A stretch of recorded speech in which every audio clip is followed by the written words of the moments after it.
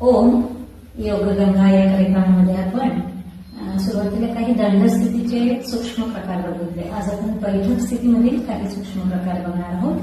आपण बघितलं आहे की प्रत्येक प्रक्रिया आपल्याला श्वासासोबत करायची आहे, कारण की श्वासांचे पण फायदे आणि सूक्ष्म प्रकाराचे पण फायदे.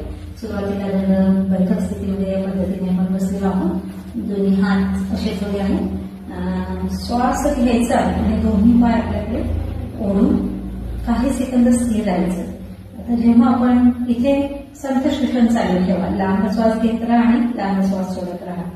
जेव्हा आपण स्वतःकडे पायांना ओढून घेतो तेव्हा तो जो ताण पीळ आणि दाब आहे, पायापासून पायांच्या बोटापासून तर पूर्ण कमरेपर्यंत तो ताण जाणून घ्यायचा आहे. काही सेकंद स्थिर राहायचे. पुन्हा आता जमिनीकडे दोन्ही पाय, पुन्हा तो ताण जाणून घ्यायचा. या पद्धतीने